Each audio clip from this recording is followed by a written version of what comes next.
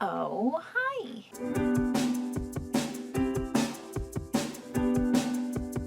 This week, we're gonna do some pattern hacking. That's gonna go well / questionable, and it's all gonna be fine because we're learning here. That's the goal of everything. It's not perfection, right? This is just what I tell myself for not having something go to plan.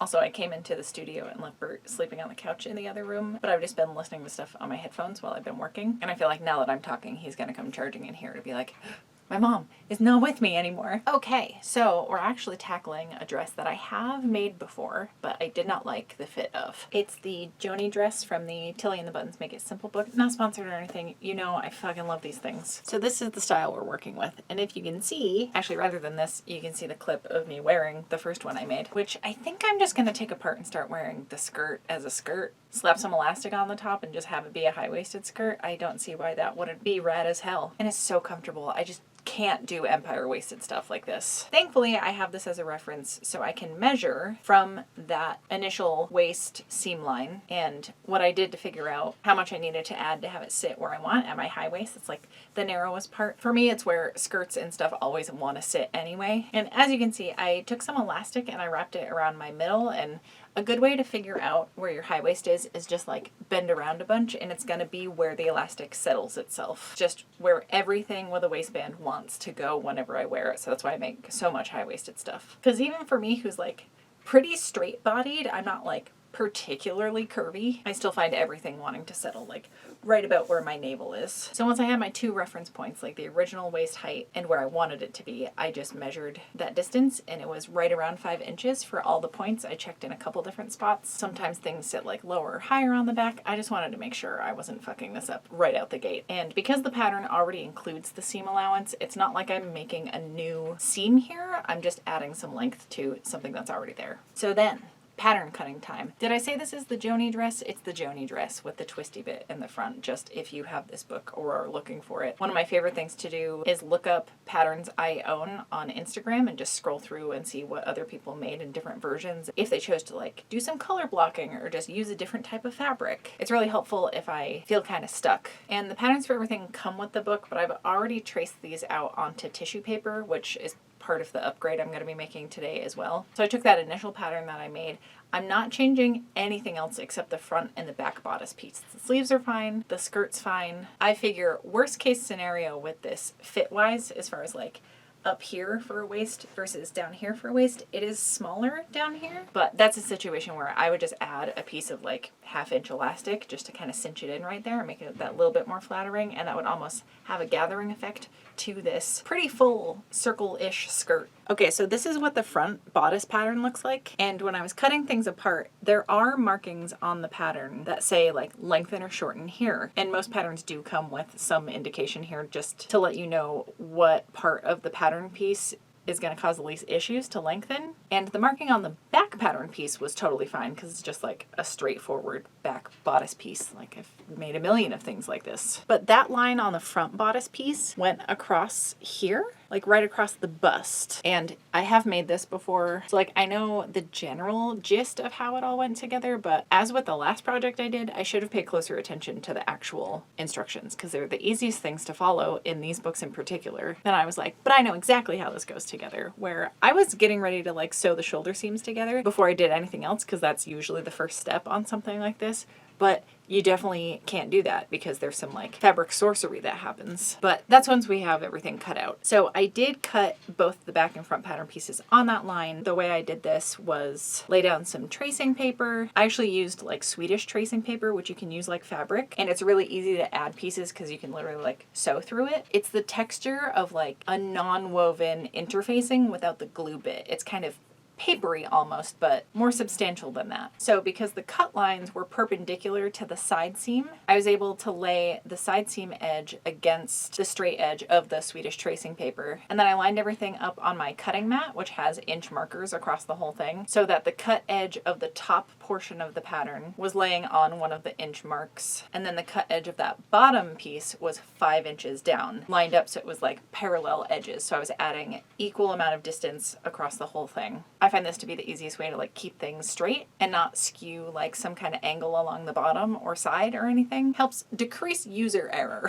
So yeah, this is all I had to do for the back piece. But the front piece, it was when I had the two pieces separate that I realized, oh, right. Cutting across from here to here lengthens the bust, because this whole section down the middle here, from this curve to this curve, gets scrunched up and twisted, and that goes over your boobs. It's this curve here, like these straight lines, I can't do mirrored things, these straight lines that lead to the waistline. And that's when I realized, right, that being such a small distance from the top to the bottom of that triangle is why it sits so high. So I retaped the tissue paper pattern together. And then, listen, this should have been cut out on fold, but because I had to color block the first version I made, I had it in my head that there's supposed to be a seam there. There shouldn't be a seam there. It only added more bulk to the dress, and we'll talk about that later. But both back and front pieces should have been cut on the fold, because I was very confused, and that's why I was like, right, had I paid attention to the instructions, it very clearly shows one whole piece here, and all the other diagrams, it's all just one piece. But alas, I'll probably remember for next time, because I'm determined to make the best version of this for me. And this was a huge stepping stone towards that. Anyway, so my pattern piece was just like in half, right? So I actually cut across from here to here, just a straight line across this bit, and then use that same tactic where I measured out 5 inches between the two. I should not be holding this and flailing my arms around, and it did exactly what I wanted it to. So once I had those traced out, I cut them out of the Swedish tracing paper, and then I started cutting out the fabric. I knew going into this that this fabric was very heavy and probably too stretchy, much like the fabric I used in last week's project is very heavy and very stretchy. So like too much weight and drape to it for what I was working on. But I still wanted to forge ahead, and like I had this vision in my brain where, you know, I actually designed a whole thing on the computer where I was going to make a different dress from this pattern book, and then last minute decided like, no, I want to try the twist front thing, where had I gone with the initial one, the Freya sweater, it would have come out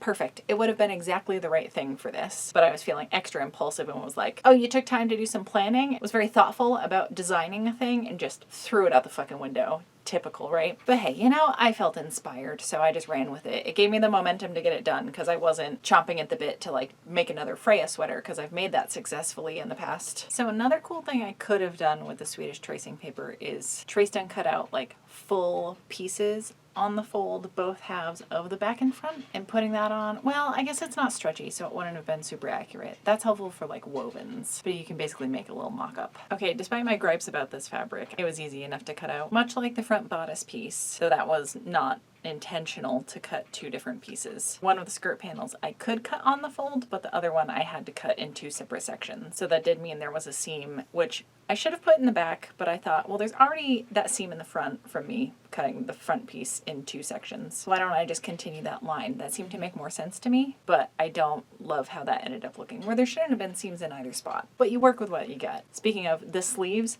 I just barely found a couple pockets of fabric wide and long enough to get at least like some kind of short sleeve coming out of this. I was not sure that there was going to be enough, where this is 60-inch wide fabric and I had 2 full yards of it, and it was just not quite the ideal amount. I also added 5 inches to half the pieces, so had those been a little bit shorter, I would have had a little bit more give for the other pieces and probably wouldn't have had to have those seams, but that would have defeated the purpose of doing this project in the first place. We're here to try shit out. Also, I didn't end up really needing the thread tack marks because there was only one part of the pattern that needed it, and it was obvious where that was. Where this is very helpful for darts, but this is the little, I don't know, it almost looks like a tattoo gun. I say that as someone who hasn't been tattooed in like 4 years. Okay, so once everything was cut, it was then back into the studio, start stitching things together. This is where I realized that I needed to attach the two fronts together. I guess this is generally a good thing that you cannot tell the difference between the front and the back side of this knit, but I had cut these out mirrored of each other, so it was fine. The magical part of this pattern is that before you attach the shoulder seams, which is typically one of the first steps in the process, I did try holding this up to show you so you had a better orientation of like what was where, like shoulder seams up by the shoulders and waist seams near the waist. But that fell to shit. So there's like a scrunching and then a twist and then another twist. So like it's a full 360 on one side. Because if you only flip it once, then your shoulder seam will be facing down, and that's not what you want. Once that twist was there, I was then able to sew my extended underbust seam that went down to my high waist. So that completed the front of it. Then I attached the back via the shoulders. I should have waited to do the side seams, but I've inserted many a sleeve into a fully sewn together arm size, so it wasn't the end of the world, especially with a knit, plenty of wiggle room, where I do prefer sewing not arms, the things that arms go through. Sleeves. I do prefer sewing sleeves into things. Well, it's laid flat. It just makes it way easier. And then it makes the underarm seam, like up the side into the underarm, it's just a lot cleaner. I much prefer doing things that way. And that's what the instructions tell you to do. But again, was I paying attention to any of that, even though I had the book out next to me for this purpose? Absolutely not. I chose chaos on this day. Then all the top needed was this neck band. It basically goes on like a bias tape. This shit was too bulky for that to look at all okay. So I did sew it right sides together to the edge of the neckline, and then I flipped it under once, did some top stitching, and then I just trimmed along the edge because it's a knit. It's not going to fray. It's fine. I could have like serged that edge and it would have been fine. Almost treat it like a facing. Oh, look who came to visit. And the second I start having a snack. The stink bean has graced us with his presence. Okay, anyway, I was bitching about the neckband, I think. It's not the pattern's fault. It's the fabric. I picked a bad pattern to use as fabric for. And again, yeah, twice in 2 weeks I have made poor fabric choices, but at least they got used. At least I got to learn a lot from them. I still have the one from last week hanging up because I'm not sure what to do with it, and I think the same is going to happen with this, but again, getting ahead of myself. The skirt construction was super easy because it was just side seams and then piecing that back panel together. That ended up actually being the front panel. It didn't matter. They were both the same piece. And it essentially makes a circle skirt. And yeah, I did the thing where I top stitched the side seams down. So anything going like vertically down the dress to try to help reinforce it and like keep it from sagging. But as you can see, once I had attached the skirt to the top, even though when I test fitted just the top, it was hitting right at the exact line, like just a hair below my high waist, minus, half an inch seam allowance, would have been hitting at the perfect spot because there's just so much heavy fabric for the skirt. And it's a 4-way stretch where, yeah, something with more of a 2-way stretch situation happening would stop the drooping issue. But yeah, I tried it on and it's nice and cozy because this is very thick fabric and like super tightly knit. A very dense boy, but it's hitting kind of where like a pants waistband does. Like that kind of, I don't know what that's called. Is that your high hip? Because when I'm taking a hip measurement, it's like around the biggest part of me, and that's not where this is sitting. It is like where my actual hip bones are. I wonder why everything is called a different thing. It was very confusing when I first started doing patterning and things. Was like, but wait, why is the waist always there? Whereas when you go to buy jeans or something, that's not ever where the waist is hitting. I didn't realize that was the same spot. But yeah, it's just pulling it down, and I will say the skirt is still swooshy as heck. I love that. So I have a couple options here. I'm gonna let this hang in my shop and just like ruminate on it for a little while, but it's almost definitely not going to stay as it is, though it is super comfortable in this current format. Like, I don't hate that it has the waistline where it is. It's just not what I was going for, so I think I need a little bit of time away from it. I could certainly keep the top as just a top, kind of hem up the bottom. I could throw an elastic waistband at the top of the skirt and then just have that sit a little bit higher and it'll be right at my knee. And I think that would look really cute. Though, yeah, once I tried it on, I realized like I'm not going to bother hemming this because it's not definite that I'm going to be wearing it. And I also didn't want the lettuce edge thing happening again because I was having similar issues just because of the weight of the fabric and it being a 4-way stretch. Yeah, it's even like the same color palette as the dress I made last week. Anyway, so I could split it into 2 garments.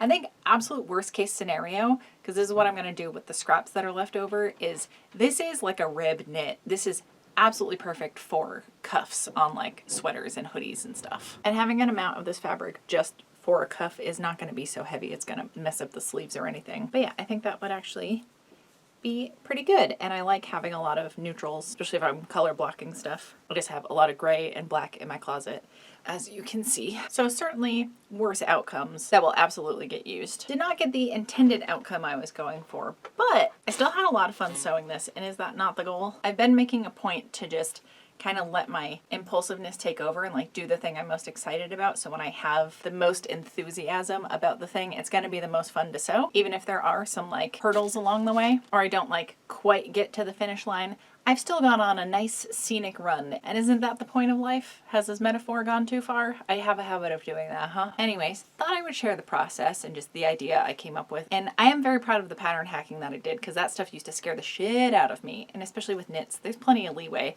Like, I could have taken the skirt up, like raised the hemline, but I worry that with wear and washing, it's just going to fall down again. That is not the only reason I'm not going to continue wearing this dress. I know that would be the easy fix. Just reinforcing the waist and like pulling it up that bit. And if you have suggestions on how to keep a 4-way stretch from doing that, or if I just shouldn't have used a 4-way stretch in the first place, feel free to leave your constructive criticisms in the comments. I feel like I learn half of the things that I know because of y'all, so thank you for constantly educating me in a kind way. And yeah, I think I'm gonna tackle those shorts patterns that I keep telling myself I'm gonna do and telling y'all I'm gonna do and that I still haven't done, and I can see them on my cutting table. I just gotta pick out some fabric. I have so much I could use because it's just any kind of woven. Maybe I'll do a mock-up in like some flannel, and then at least I'll have some pajamas potentially to wear, or I'll just jump right into some of the wovens that I have, because I would rather my fabric stash get used. Oh, sorry, I have a giant stack of pattern scraps over there, and did I mention the binder that I have?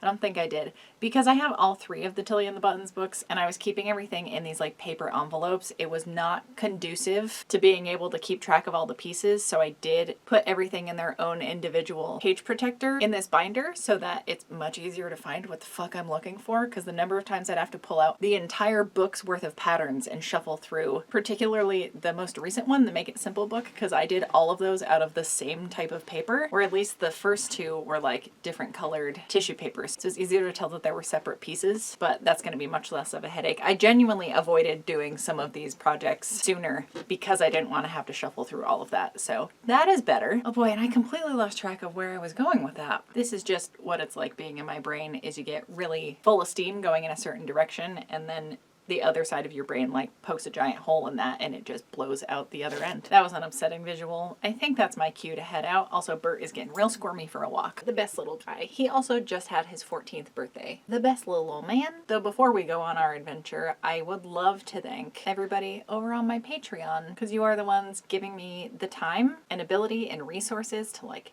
get fabric, buy these books, although some of them have been gifted to me, which is also fucking mind-blowing that there's a bunch of y'all that just want to support me as hard as you do. It means the absolute world, and it's just the best gift a girl could ask for. And with that, we will see you back here with another video next Friday. Thank you so much for hanging out. Are you going to protect me from the bad guys?